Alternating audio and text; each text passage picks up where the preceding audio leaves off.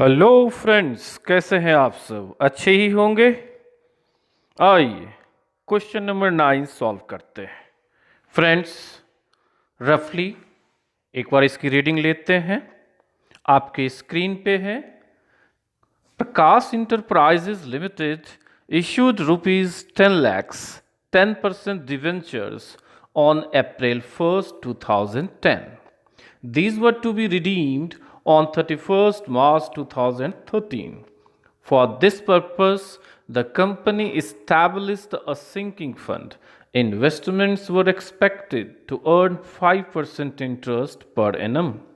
Sinking fund tables show that 0.317208 invested annually at 5% amount to rupees 1 in 3 years.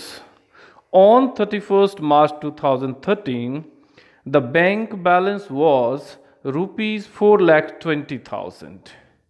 Before receipt of interest on sinking fund investments, on that date, the investments were sold for rupees 6,56,000. Interest is payable annually. Calculate the interest to the nearest of a rupee, and investments are made in multiple of rupees 100. Ignore tax on debenture interest. Show the 10% debentures account. Friends, इस question को रफली पढ़ने के बाद आपको पता चला कि कंपनी 1 अप्रैल 2010 को 10% डिवेंचर्स एट पार पे इशू कर रही है ऑफ रुपीज़ 10 लैक्स, और कंपनी इसे रिडीम भी करेगी 31 मार्च 2013 को एट पार पे ही। फ्रेंड्स, रिडीम करने के लिए फंड का अरेंजमेंट कैसे होगा? यह question sinking fund method based है। तो आपको बताया जा रहा है कि आपको जो 10 लाख रुपये चाहिए at the time of redemption, उसके लिए कंपनी एक फिक्स्ड अमाउंट इन्वेस्ट करेगी। यह अमाउंट आप कैसे पता करेंगे? 10 लैक्स इंटू 0.317208 करेंगे तो पता चलेगा कि हर एक साल कंपनी को सिंकिंग फंड में 3,17,208 ट्रांसफर करना है। फ्रेंड्स, फर्स्ट पैराग्राफ के लास्ट लाइन में लिखा हुआ है कि इन्वेस्टमेंट आपको 100 रुपीज़ के मल्टीपल में करना है। फ्रेंड्स, अब आपको देखना है कि जनरल एंट्रीज के लिए हमें क्या क्या करना होगा। चलिए अब जनरल एंट्रीज को समझते हैं।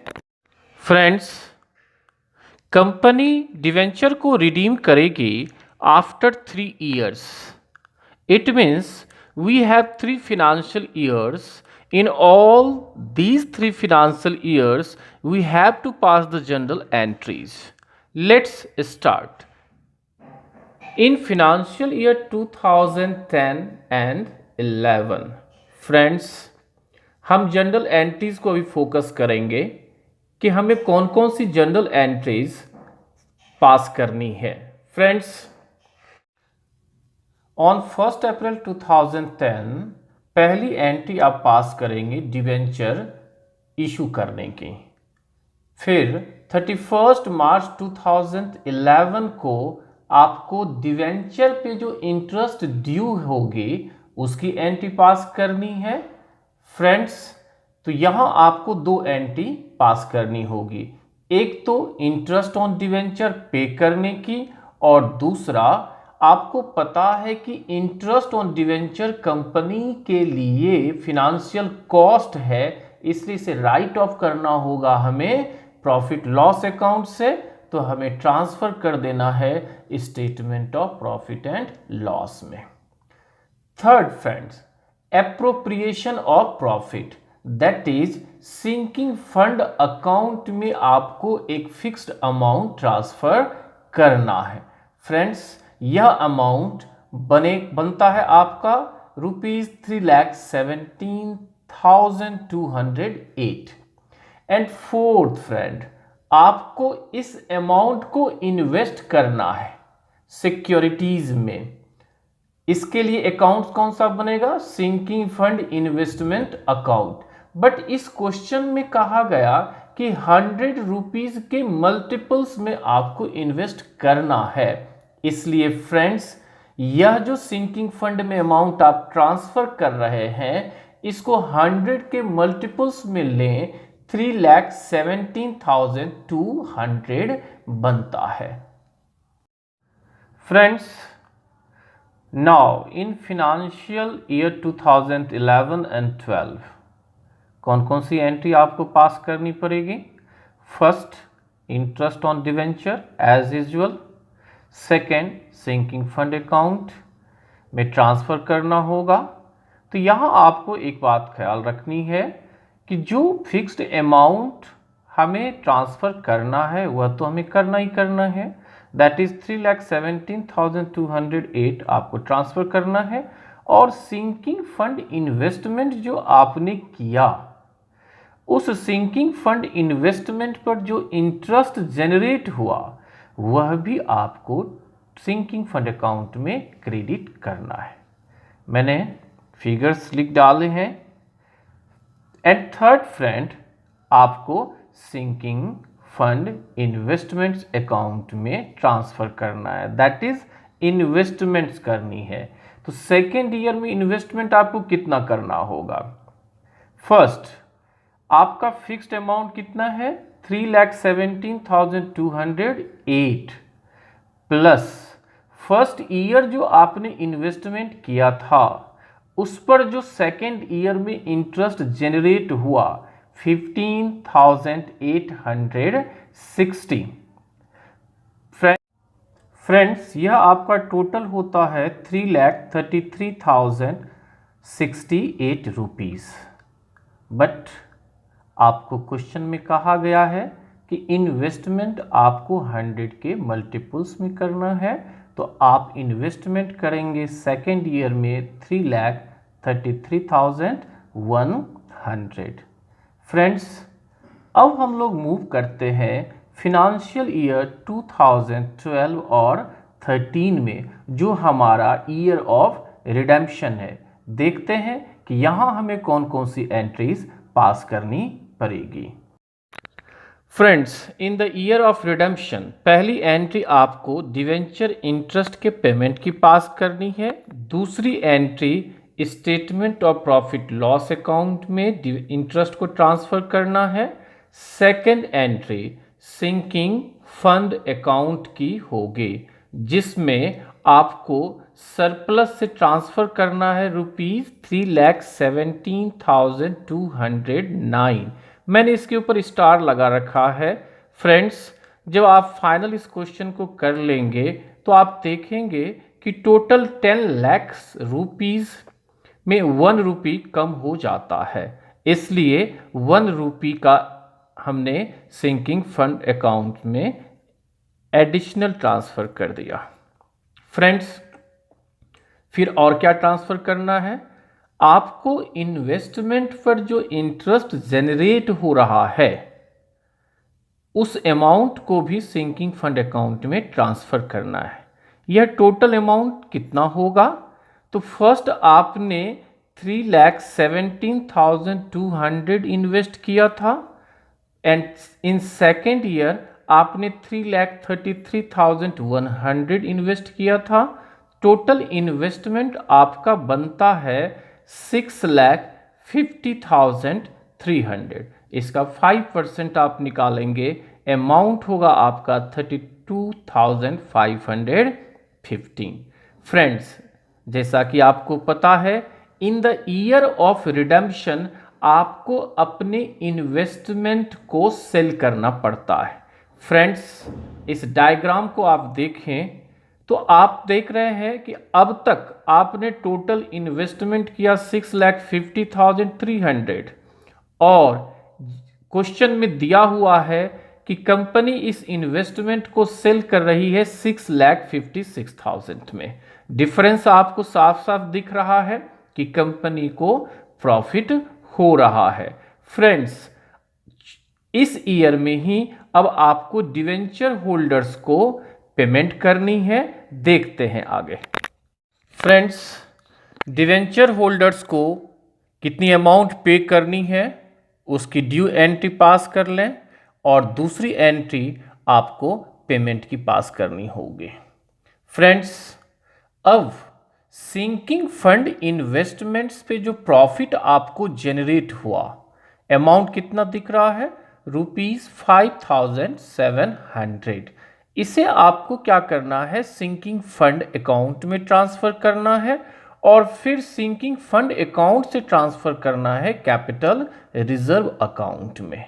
Friends, point number 6, sinking fund account में जो आपने first year, second year, third year transfer किया फिक्स्ड अमाउंट प्लस जो इंटरेस्ट आपको इन्वेस्टमेंट पर जनरेट हुआ in second year and in third year, उन टोटल अमाउंट को आपको अब ट्रांसफर करना है जनरल रिजर्व अकाउंट में।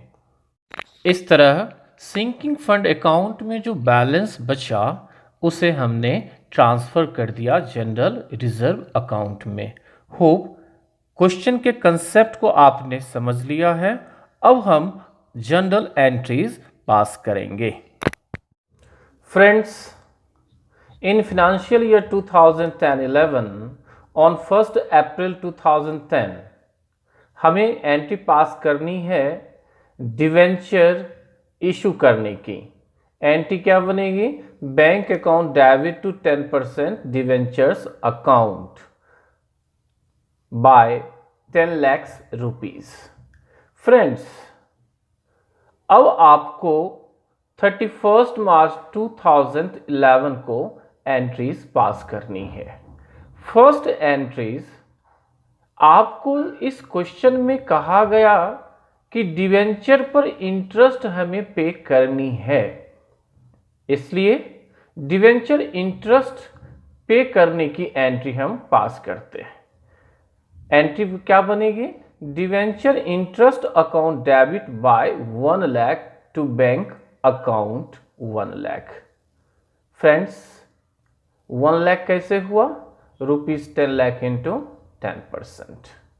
फ्रेंड्स, आपको पता है डिवेंचर इंटरेस्ट फिनेंशियल कॉस्ट होता है, इसलिए इसे हमें प्रॉफिट लॉस अकाउंट से राइट ऑफ करना होता है। तो दूसरी एंट्री आपको पास करनी है statement of profit and loss account debit to debenture interest account by 1 lakh being transfer of interest on debenture to profit and loss account. इस तरह से यह इंटरेस्ट हमने प्रॉफिट लॉस अकाउंट से चार्ज कर लिया। Next entry friends, let's start with journal entries. Friends, we have 3 financial years, 2010-11, 11-12 and 12-13. Remember, 12-13 is the year of redemption. Friends, in financial year 10-11, how many journal entries we have to pass? First of all, imagine the sequence and then pass the journal entries. Friends, आपको पता है sinking fund method में हर एक साल आपको surplus से एक fixed amount transfer करनी होती है। तो आपकी अगली एंट्री होती है surplus account debit by 3,17,208 to sinking fund account. Friends, यह हुआ आपका appropriation of profit. Friends, next step आपको इस अमाउंट को सिंकिंग फंड में, सिंकिंग फंड इन्वेस्टमेंट्स में ट्रांसफर करनी है, दैट इज इन्वेस्टमेंट की एंट्री आपको पास करनी होगी। बी केयरफुल, इस क्वेश्चन में लिखा हुआ है कि आपको 100 रुपीज़ के मल्टीपल में ही इन्वेस्ट करना है, इसलिए फ्रेंड्स आपको इसे राउंड ऑफ कर लेना है इन 100 रुपीज़। तो इन्वेस्टमेंट का अमाउंट बनता है sinking fund investment account debit by 3,17,200 to bank account being investment of sinking fund amount in multiples of ₹100। Friends इस तरह से फर्स्ट फिनेंशियल ईयर 2010-11 में आपको टोटल की 5 एंट्रीज पास करनी है। अब मूव करते हैं इन फिनेंशियल ईयर 2011-12 में। Friends now in financial year 2011-12 आपको 2012 मार्च 31 को एंट्रीज पास करनी है। As usual first entry related to the debenture interest by the same amount and same amount will be transferred to the statement of profit and loss account। Friends first 2 entry तो आपको पहले की जैसी है। अब आपने जो इन्वेस्टमेंट किया था पिछले साल, उस इन्वेस्टमेंट पर इस साल इंटरेस्ट जनरेट होगी। आपने इन्वेस्टमेंट कितना किया था? 3,17,200। इसका आप 5% निकाल लें और डायरेक्ट इसको रिसीव की एंट्री पास करें सिंकिंग फंड के साथ। हालांकि इस एंट्री को शॉर्ट किया गया है, अदरवाइज इसको आप 2 स्टेप में पास कर सकते थे, तो उससे आपका वर्क बढ़ जाएगा। इसलिए बेटर है कि आप इन्वेस्टमेंट पर जो इंटरेस्ट रिसीव हो रहा है उसको डायरेक्ट सिंकिंग फंड अकाउंट में ही ट्रांसफर कर दें। तो एंट्री आपकी बनती है bank account debit by 15,860 to sinking fund account being receipt of interest on sinking fund investments। Friends next entry जो है फ्रेंड्स आपको एप्रोप्रिएशन ऑफ प्रॉफिट करनी है। यह तो करनी है आपको। एंट्री क्या बनेगा? Surplus account debit by 3,17,208 to sinking fund account being annual appropriation of profit for redemption of debentures। Friends next entry आपकी होगी इन्वेस्टमेंट करने की। एंट्री हम बनाएंगे sinking fund investments account debit by 3,33,100 to bank account. Friends 3,33,100 हुआ कैसे? तो देखिए 15,860 आपका इंटरेस्ट ऑन इन्वेस्टमेंट है और दूसरा 3,17,208 जो अभी आपने इस साल में एप्रोप्रिएशन की एंट्री पास की है। तो टोटल यह अमाउंट बनता है 3,33,068। बट क्वेश्चन में कहा गया है कि 100 के मल्टीपल्स में ही इन्वेस्टमेंट करनी है, इसलिए आप इसको 100 में राउंड ऑफ कर लें और यह अमाउंट आपका बन जाता है 3,33,100। फ्रेंड्स फिनेंशियल ईयर 2011-12 में इस तरह से यह सारी एंट्रीज आपको पास करनी है। अब हम लोग मूव करते हैं फिनेंशियल ईयर 2012-13 में। यह हमारा ईयर ऑफ रिडेम्पशन है। फ्रेंड्स आप एक सीक्वेंस को फॉलो करें कि जिस तरह से इवेंट्स होता जा रहा है उस तरह से ही एंट्रीज पास करें तो आपको दिक्कत नहीं होगी। फ्रेंड्स 2012-13 के 31 मार्च को आपको एंट्रीज पास करनी है। तो प्रीवियस ईयर आपने जो एंट्रीज पास की है वो सारी एंट्रीज आपको 1 बाय 1 पास करनी है। फर्स्ट डिवेंचर इंटरेस्ट की विद द सेम अमाउंट, फिर उस अमाउंट को ट्रांसफर करना है statement of profit and loss में। थर्ड, जो आपने इन्वेस्टमेंट किया, फर्स्ट ईयर किया था, सेकेंड ईयर किया था, उस टोटल अमाउंट पर इंटरेस्ट आपको जनरेट होगा 5% के रेट से 32,515।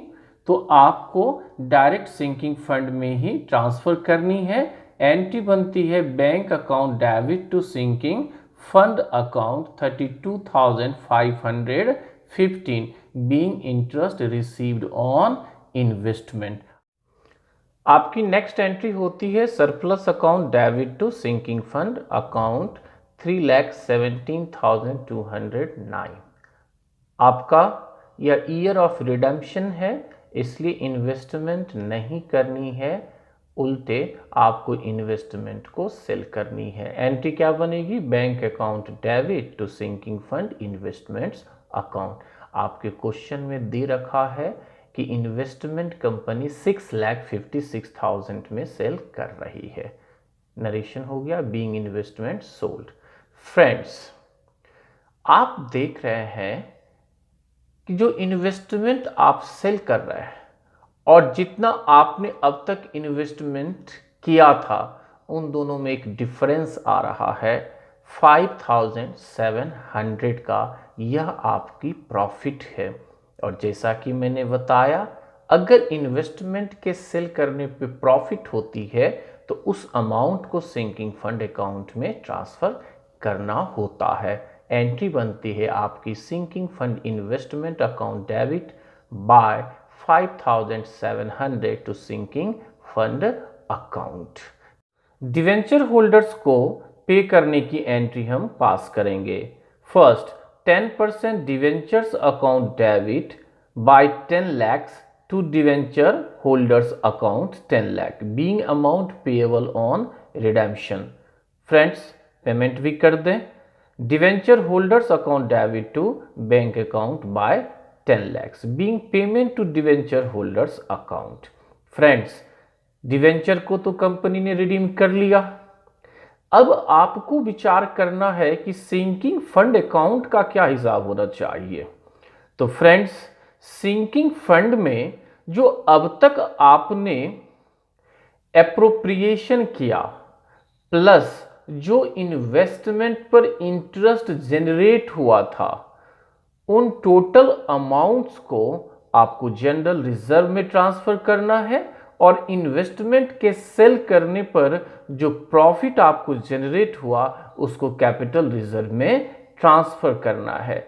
तो अगली एंट्री आपकी होती है sinking fund account debit by 10,05,700 to capital reserve account 5,700 to general reserve account being sinking fund account closed.